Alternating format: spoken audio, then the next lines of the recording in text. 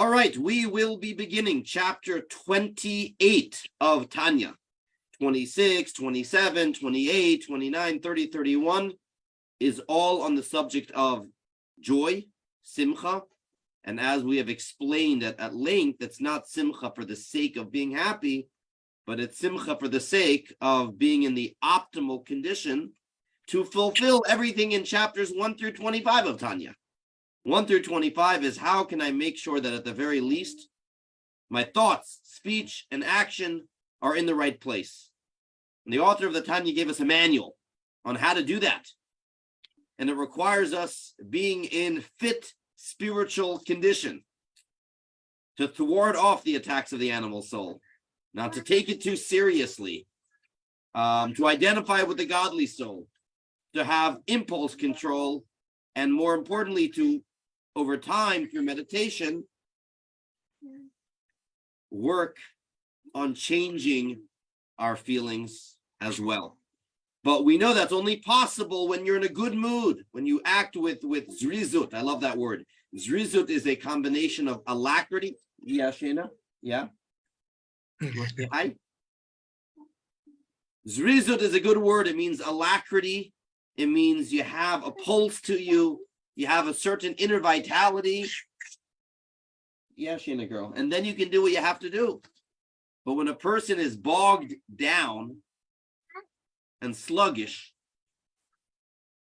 and somber, and certainly for outright depressed, you're not going to do a very good job of what you need to do. So we discuss specific situations that could cause someone to feel down. In 26, it was feeling bad about one's physical conditions in life. In 26, it was more spiritual conditions and guilt. In 27, it was more I'm frustrated by the fact that I still have such fantasies and evil thoughts. And now in 28, it's a very specific type of feeling down. And that is when someone is trying to do a mitzvah, specifically mitzvahs that involve the mind, such as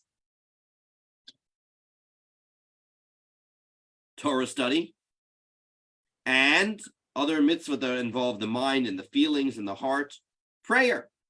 Specifically at the time that I try to pray, guess what happens? All of my bills come to mind. Why is it that the moment I open up a prayer book, the moment I open up a siddur, there's this flood of ideas, the best ideas, my creative mind, distractions galore, or outright sinful thoughts. But it doesn't necessarily have to be sinful thoughts. The word in Hebrew is foreign thoughts. Foreign means anything foreign to the experience that I'm trying to do right now. And if I'm trying to connect to God through prayer, thinking about the broken AC at that moment is a foreign thought. If I'm trying to be involved in Torah study and checking my phone right now is a foreign thought.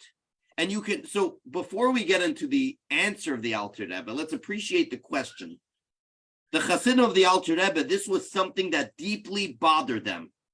What's behind the question? What's behind the question is, if this is real, if I'm truly a servant of God, why is it that the moment I start doing something good, I'm bombarded by these distractions? You could see how that would get somebody down.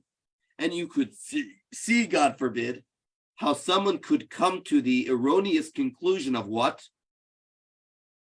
Well, I guess this just isn't for me. Because if this is who I really was, I should be able to enjoy this and be fully present, just like when I'm out to dinner, just like when I'm enjoying a ball game. I'll give men's examples, just like I should be able to be fully there. And the fact that I'm being bombarded, and not just bombarded, but specifically then I'm bombarded. How come I'm not being bombarded the rest of the day? But why is it that the moment I try to get involved in a spiritual pursuit, my mind runs wild? And someone could, God forbid, come to the conclusion, it must be I'm not a very good servant of God, or I'm not a very good, this is not real to me. This is faking. And that, to me, is the biggest shame if someone says, I must be a faker. I'm a faker because I'm not really there.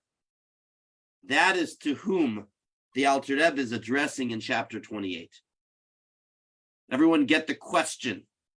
Now, with everything you know about Tanya, because we've been doing this in a number of months, what answer would you give right away to such a person?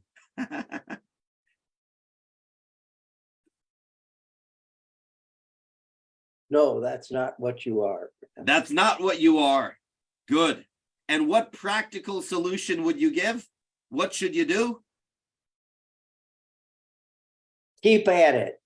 Keep at it. Good. So we can call it a day right now. Larry answered all the questions. That's what it's going to be. Keep at it and don't define yourself based upon it. Wonderful. That's exactly what the Alter Rebbe is going to do, because this is following a theme here. It's the same theme now being plugged into different circumstances. But I just want to be clear, this is a different set of circumstances. One is about guilt, one is about shame, one is about sadness of physical things, and this is specifically, I'm trying to meditate, I'm trying to pray, I'm trying to connect, and at that moment, golly jeepers, all my creative juices are flowing right then and there. You know, reminds me of the story of the rabbi at the end of services. It's kind of giving everyone a Shabbat Shalom, and you know, Jack's in the back of the room, and he says, you know, Shabbat Shalom, welcome back.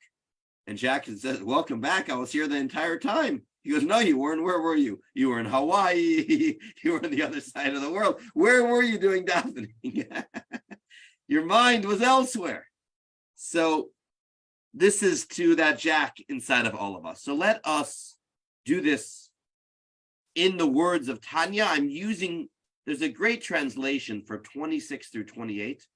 Tzvi Freeman he calls it Tanya in plain English. This is literal translation, however, in a modern way of speaking. So he does not take liberties of changing ideas at all. It's just that the translation sounds like someone speaking in 2023 more than in, you know, so I'm going to use that translation. He does not have this translation for the entire book. Furthermore, this is the beginning of chapter 28. Even if erotic fantasies or other inappropriate thoughts come up into your mind while you're laboring in Torah or focusing on prayer, as Larry said, don't pay attention. Get your mind off of them. Don't focus on them. This is parenthetical. I was going to skip it, but maybe you'll find it interesting.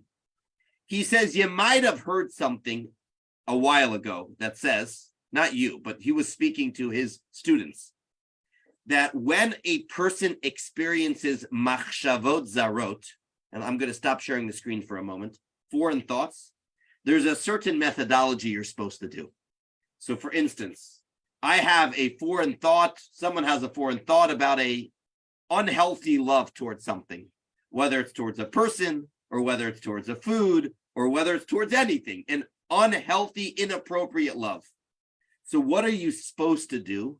You're supposed to analyze how every single thought that I have is really, we know from Tanya chapter 3 and 4, is based upon a feeling I have, which is based upon a thought I have. A thought gives birth to a feeling, which then produces our thoughts, speech, and actions. So what you're supposed to do is identify where it comes from and be able to say, you know what this really is? This is misplaced love. Instead of loving God and loving the goodness, this is a misplaced love, and I'm supposed to redirect my love. Or alternatively, let's say I'm full of a bad fear, a fear of a boss. I'm supposed to go back to the source and say this is a misplaced fear of whom, essentially? Who's the only one we're supposed to have awe of? God. So I'm supposed to redirect those feelings. He says you may have heard of such a methodology. By the way, the author of the Tanya doesn't even say where that's from. It's actually from the Baal Shem Tov. So the Alter Rebbe says here, if you heard about that, that's not talking to you. That's not talking to the common person. For the common person, when you have such thoughts, what are you supposed to do, everybody? Ignore them. Keep moving. Don't give it the light of day. Look at it as static. The fact that the Baal Shem Tov said that was talking to a select few. That was talking to tzaddikim. Now you might ask, what question would you ask? What question would you have? Why would a tzaddik even have a bad thought, right?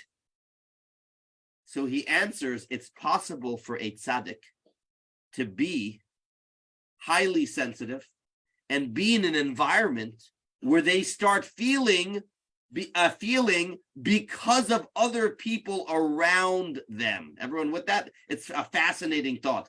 A tzaddik, due to their hypersensitivity, has the ability to start feeling things and getting vibes because of others around them. It's like trying to do something in a room full of distractions.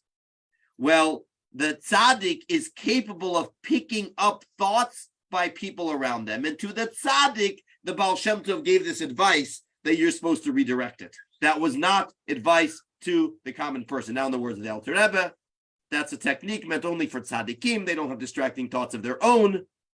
It belongs to someone else. That's when they're supposed to go through this methodology. But for most of us, he actually says, don't be a fool. I don't know what many other times in Tanya where he uses that expression, don't be a fool. Don't be a fool. If you're having bad thoughts, don't delve deeply into it. Just push them away. Just push them away. So then he continues. All right, but what about not feeling bad? Here I am about to pray, and at that moment I have such bad thoughts. How can I not feel bad? Hey, you want to sit on my lap, sweet girl? Yeah, I can open it for you here. I can open it. How can I not feel bad at that moment that such thoughts are coming into my mind? And the Alter Rebbe says something so beautiful. You would be right. You would be right in thinking, maybe this isn't about me. Maybe this isn't for me after all. You may be right in thinking, maybe I'm a hypocrite. You may be right in thinking, maybe I'm not a good davener. If what? If a person only had one soul. If a person only had one soul, then you would say, the fact that I have such thoughts right now is an indication this ain't for me. But being that you have two, when you have such thoughts, this is in no way whatsoever reflective on your godly ability to connect to God. Rather, this should be seen as something outside of you that's trying to get in the way. And on the contrary, he goes back. Remember, we had the wrestling metaphor a little bit earlier. When you're a wrestler, it's important that you're in your A game. We had that metaphor when he spoke about happiness at the beginning of chapter 26. So he says, goes back to that for a moment. And he says, sometimes they have these sumo wrestlers that are kind of engaged in this long fight. And there's a certain period where they're kind of resting on each other, getting their strength back. They're so exhausted. And then all of a sudden, somebody makes a move. And someone now tries to exert control. What's going to happen at that moment? You better believe that the other one is going to try to summon up all of their energy to try to counter the additional effort of person A.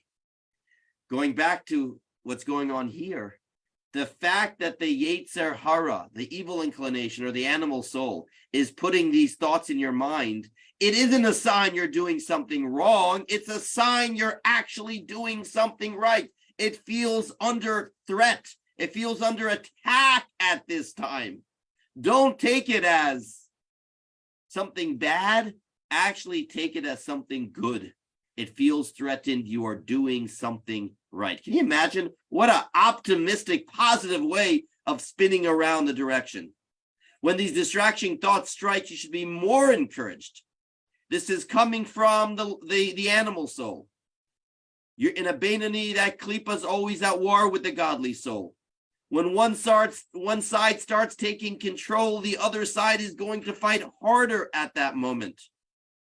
That's why these totally out of nowhere thoughts are coming up. And this is unfortunately counterintuitive. So many people think that the fact that I'm having these thoughts mean my davening is worthless. And that would only be true if there was one person inside of you. But being there are two, there is no reason to get down whatsoever. He's going to continue with some imagery, but I think I'm going to stop here for a moment and take some thoughts. Any reflections people have on this? It's such a powerful idea because too many people think one is hypocritical when they are trying to do something good. And there are different sides of them that get in the way. That's not a hypocrite. A hypocrite is the same person that's saying A is doing B. A hypocrite is not someone that is struggling to do what is right. That's not a hypocrite. That's someone on a journey. That's how we grow. I can't stress this enough. In so many people's journey towards more godly life, they're often thinking, am I a hypocrite? And it's wrong for so many reasons. We just because you're doing A doesn't mean you will not struggle in B. Just because you're doing A doesn't mean if you do B, then A is worthless. And in this instance, just because I'm trying to do A, and while I'm trying to do A, these thoughts are coming up, does not mean my A is worthless. On the contrary, it's a sign that I'm doing something right. So what do? You ignore it and you keep at it. Now, what happens if you just can't? He's going to talk about that towards the end of chapter 28. We'll probably get to the end of 28 next week. Thoughts, questions?